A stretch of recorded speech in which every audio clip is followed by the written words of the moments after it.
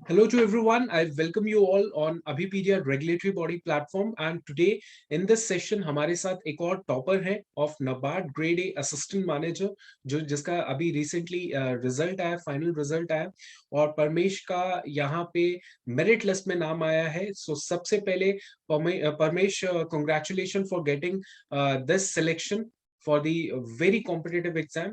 Congratulations to you. Thank you so much, sir. Okay, so Paramesh, मेरा first question है आपके लिए दैट आप अपने academic as well as family background के बारे में बताइए. So basically, I'm from Varanasi and I've done my schooling also from there itself. I have completed my graduation in agriculture from Banaras Hindu University. And about my family, my father is a government officer from Banaras Hindu University itself. He's an employee here. My mother is a housewife and I have one younger brother and one younger sister. And they both are studying in graduation right now. Okay okay, so मतलब नबार्ड ही क्यों आपने decide किया कि I would like to join the NABARD only? Why not UPSC? And majorly जो students जो select हो रहे हैं नबार्ड के अंदर भी, they have the UPSC background, they struggled for 4 to 5 years and then they opted for NABARD. So what motivates you to join the NABARD? First of all, NABARD was a very great job opportunity to do so. And also there were several reasons like NABARD, I would say it would be the first or second step to go ahead for the UPSC also.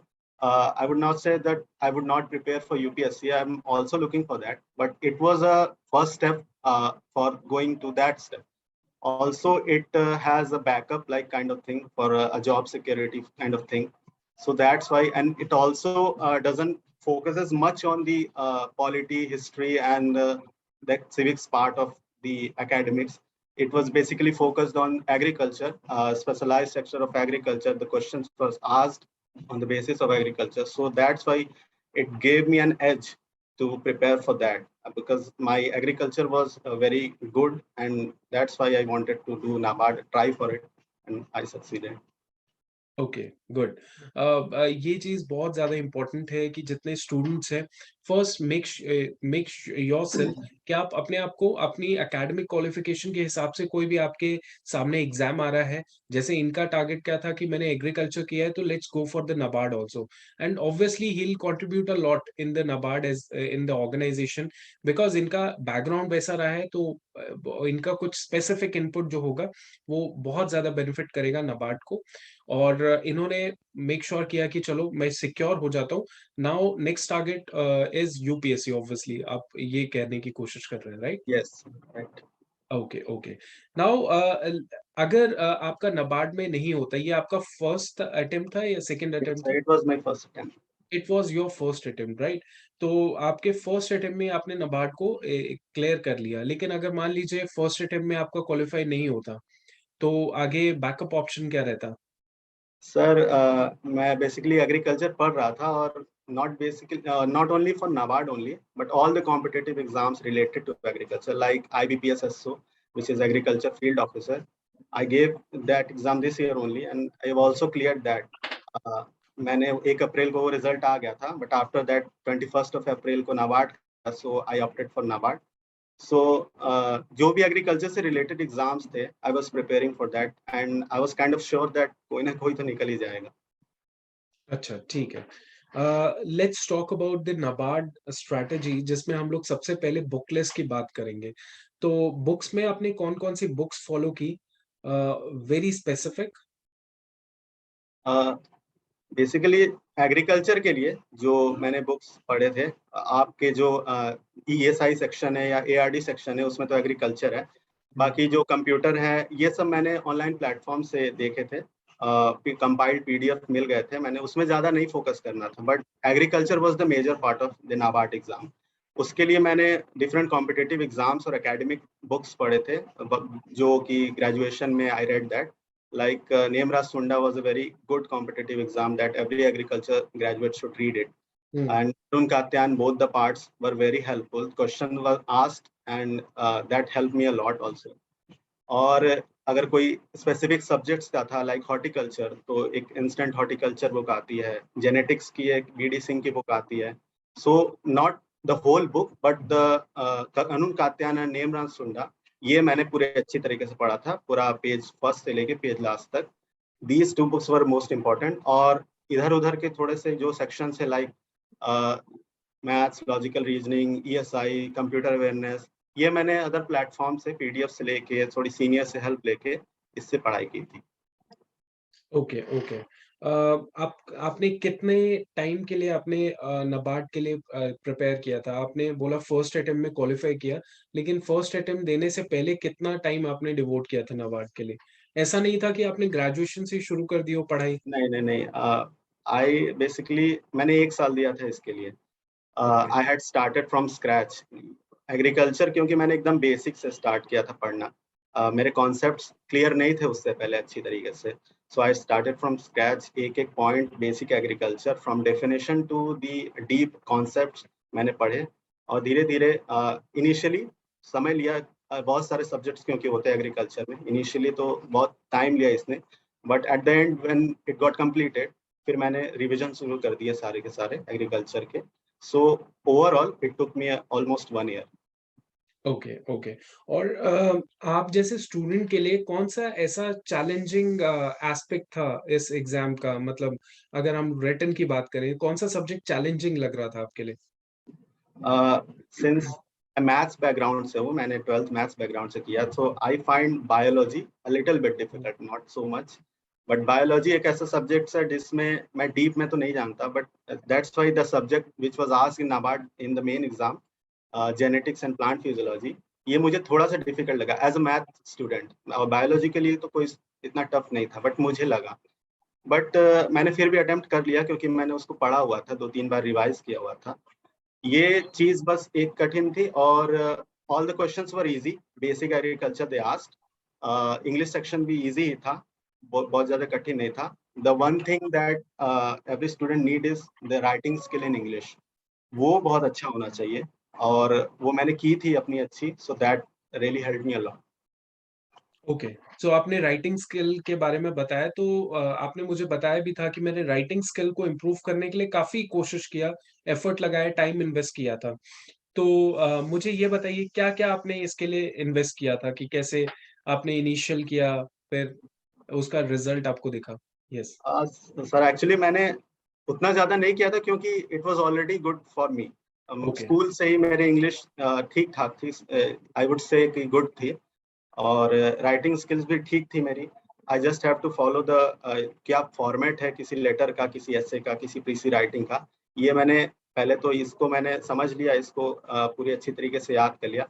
उसके बाद the only thing every one can do in English is just practice. मैंने practice की, खूब लिखने की practice की. और other things one person can do is to improve their English, is to read things, to write stories, to conversate with people. That helps a lot. तो मैंने conversation भी कई लोगों से इंग्लिश में किया है. ऐसे ही रैंडमली अगर आप बात कर रहे हैं तो try to talk in English sometimes also. That automatically inbuilds English inside you. So okay. यही सब चीजें थी. मैंने राइटिंग मैं करता था, रोज लिखता था, कोई कोई स्टोरी लिख देता था ऐसे ही. सो ऐसे ही करते करते धीरे धीरे वोकैबुलरी और इंग्लिश धीरे धीरे इम्प्रूव हो गई. Okay, okay.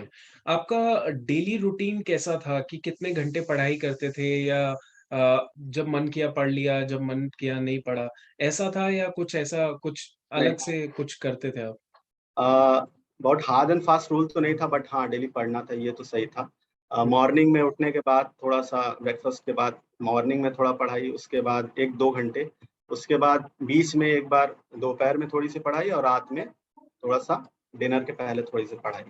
और बस इतना ही करता था. 2-2 घंटे अगर आप तीनों टाइम जोड़ लिए तो 6 घंटे 7 घंटे. इनिशियली कम करता था, आराम से पढ़ता था, बट एट द एंड इसको मैंने बढ़ा दिया था, 10 घंटे कर दिए थे. तो लगातार रिवीजन करने में बहुत समय जाता था, और टेंशन भी बहुत ज़्यादा होती थी.